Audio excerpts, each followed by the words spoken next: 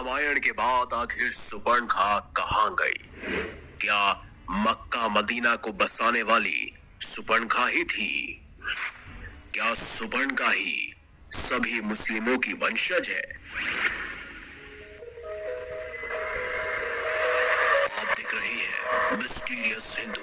तो चलिए अब करते हैं ज्ञान की बात। वीडियो में आगे बढ़ने से पहले चैनल को अगर अभी तक आपने सब्सक्राइब नहीं किया तो सब्सक्राइब अवश्य करें और नोटिफिकेशन के बटन को अवश्य दबाएं ताकि ऐसी ही जानकारी आपको मिलती रहे। रामायण तो आप सभी ने देखी होगी और सुनी भी होगी, लेकिन एक खास सवाल जो आज भी सबके जहन में उठता है वो ये है कि रामायण में रावण के वध के बाद उसकी बहन सुपर्णखा आखिर कहाँ गई?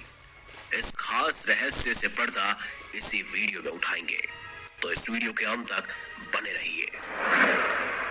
हम ये सब जानते हैं कि रामायण में सभी राक्षसों का वध हुआ था और विभीषण को साथ ही उसके साथियों को लंका सौंप दी गई थी, लेकिन सुपर्णखा का वध क्यों नहीं हुआ? उसकी नाक काट दी गई थी, उसके बाद वो कहाँ गई? इसका जिक्र रामायण में क्यों नहीं मिलता? आप ये सब तो जानते ही हैं कि जब सुपर्णखा राम की तरफ आकर्षित होकर उसके पास आती है और कहती है कि वह उससे प्रेम करने लगी है, लेकिन श्री राम मना कर देते हैं क्योंकि उन्होंने पहले ही माता सीता से विवाह कर रखा था। ऐसे में वह लक्ष्मण की तरफ इशारा करते हुए कहते हैं कि आप मेरे छोटे भाई से पूछ सकती हैं।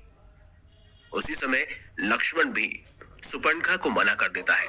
सुपर्णखा वापस श्री राम के पास जाती है और उसके बाद माता सीता के खिलाफ कई कटु वचन बोलती है और उनको मारने के लिए उनकी तरफ झपटती है।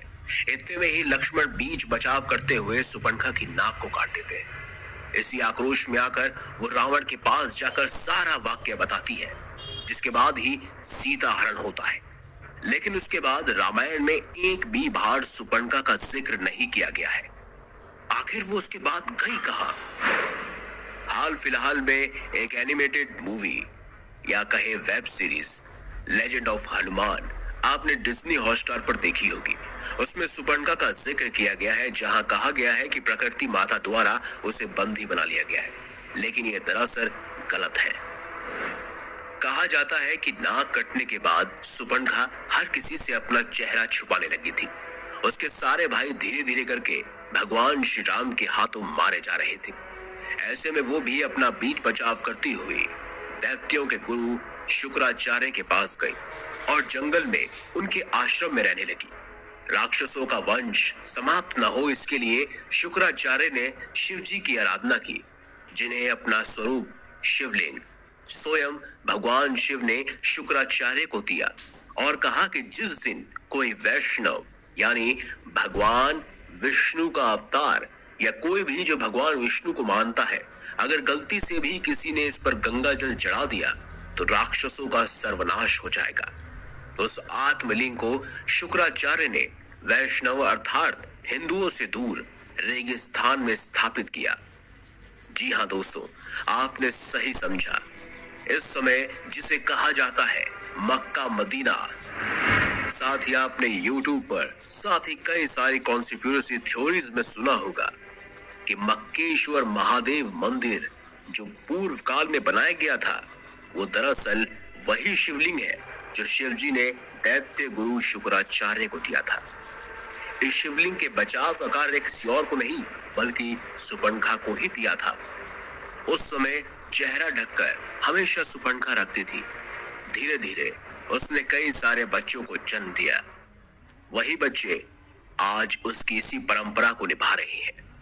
जी हाँ, सभी मुस्लिम लोग आपने देखे होंगे कि बुर्का पहनते हैं। उसके पीछे की भी पद्धति यही है दोस्तों। मक्का मदीना में जो मक्केश्वर महादेव का शिवलिंग रखा हुआ है, उसके बचाव के लिए सुपर्णखा ने वहीं पर रहना शुरू किया। वो इस समय मक्का मदीना में है, जहां पर हिंदुओं का जाना वर्जित है। साथ ही धीरे धीरे सुपर्णखा ने कई बच्चों को जन्म दिया और कई सारी परंपराओं का निर्माण किया, जिसमें से एक था बुर्का पहनना, क्योंकि ये पहले से ही सुपर्णखा की नीतियां थी, जहां सुपर्णखा के सिर्फ और सिर्फ आंख दिखती थी।